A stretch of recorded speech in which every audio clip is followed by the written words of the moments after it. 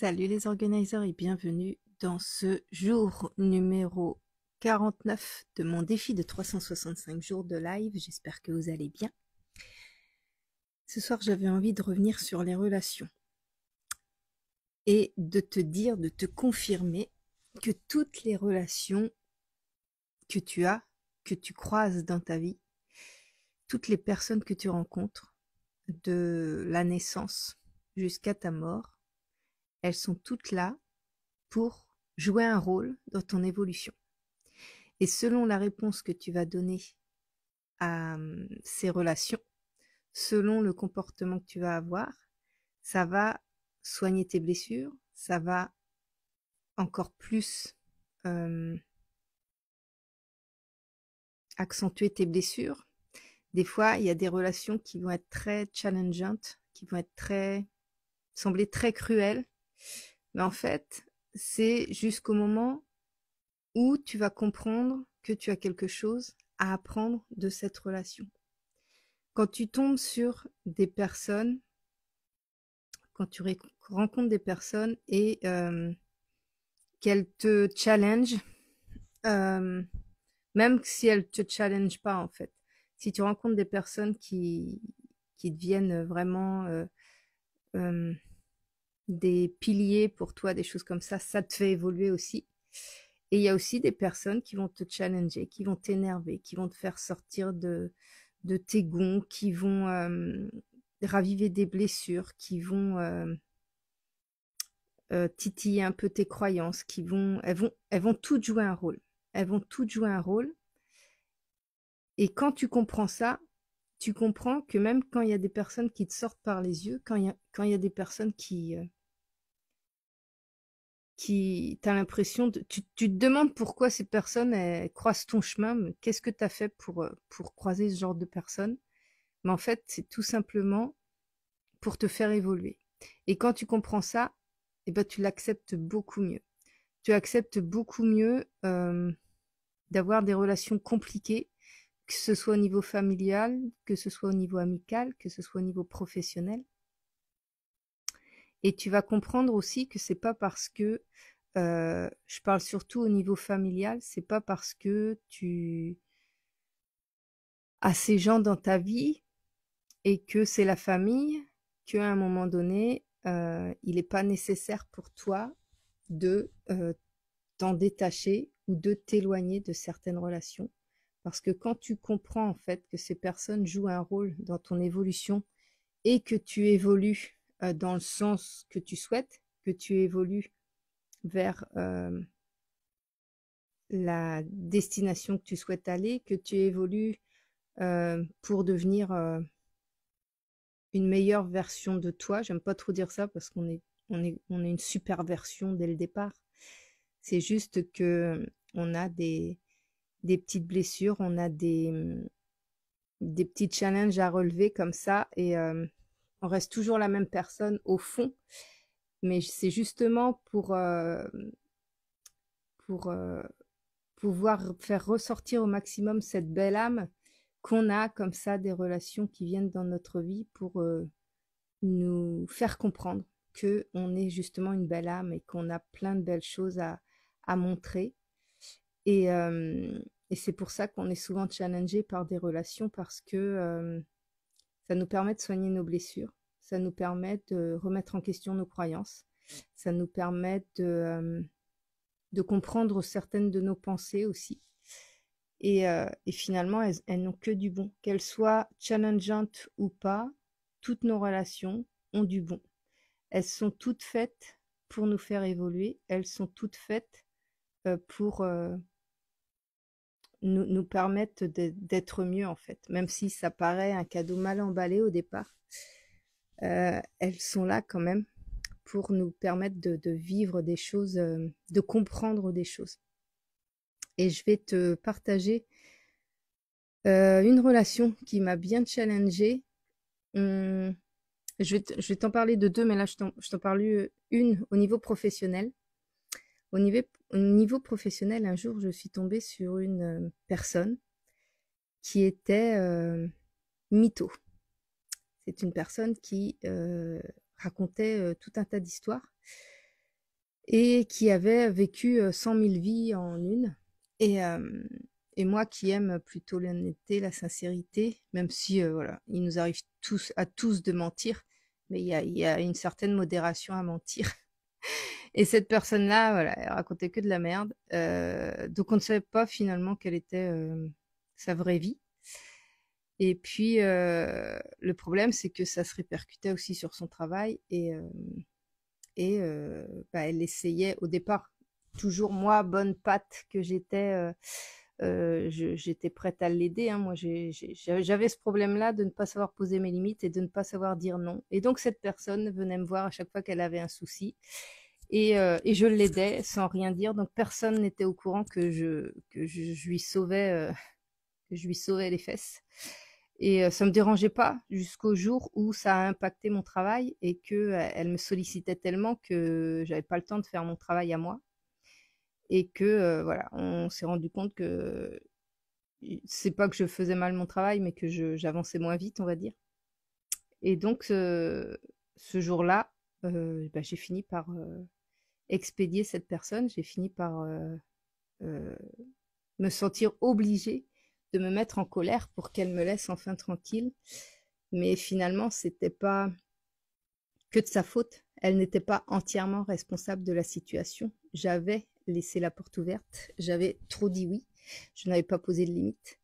Et donc, le jour où il y a eu le trop-plein, eh bien, je lui ai posé mes limites et je lui ai dit non. Donc, ça lui a fait tout drôle parce que bah, je disais jamais non. Donc, forcément, ça lui a fait tout drôle.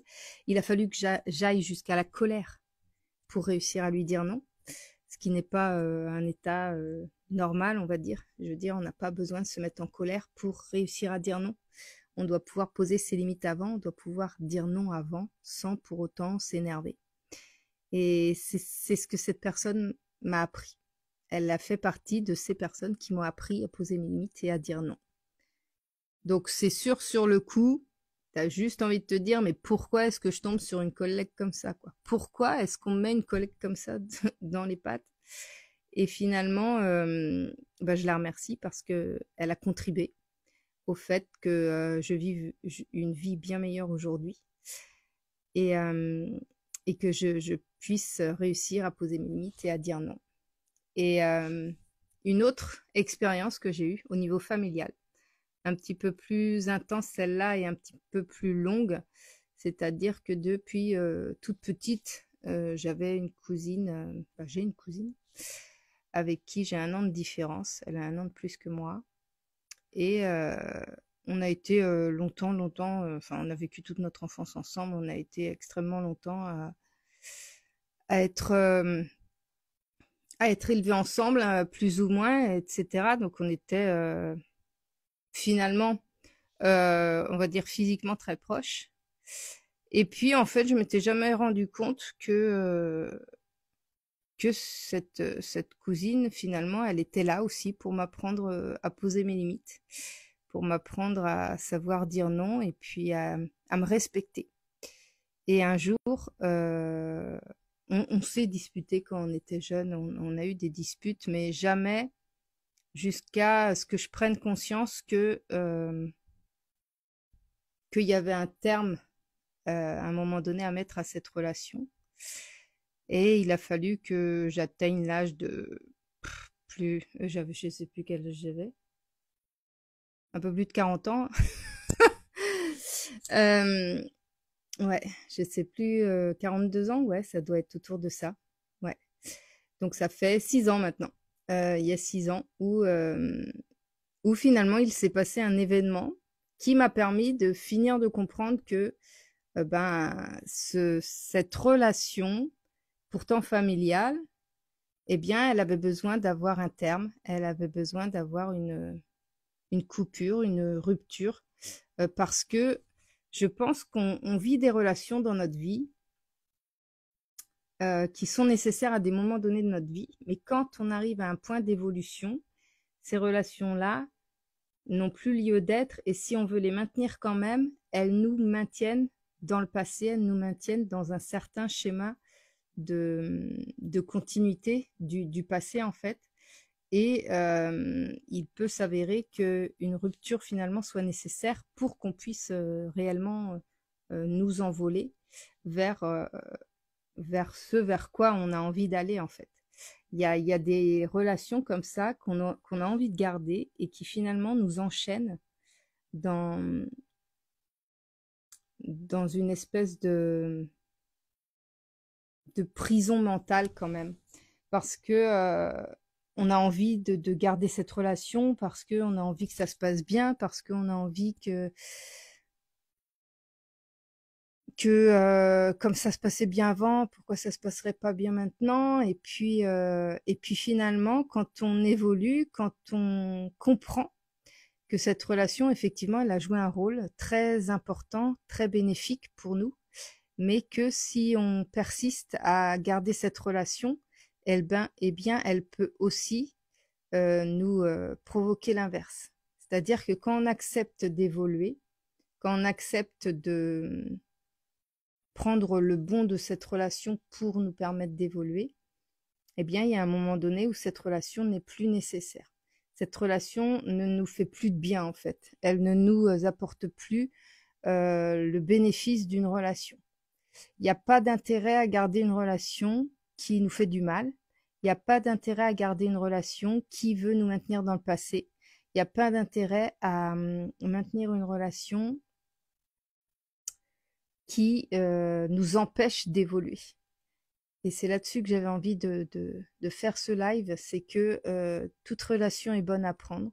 Les nouvelles personnes, la famille, il y a des fois, il y a des personnes avec qui on a été super proches, et puis un jour, ça s'arrête. Et ça s'arrête parce qu'en fait, on a chacun évolué d'une certaine manière, et il y a comme les atomes crochus ou les ressemblances qu'on pouvait avoir au départ, eh bien, elles se sont un peu dispersées ou elles se sont un peu éloignées. Et finalement, ces ressemblances qu'on avait sont devenues des différences parce que on a évolué d'une manière différente. Donc, faut pas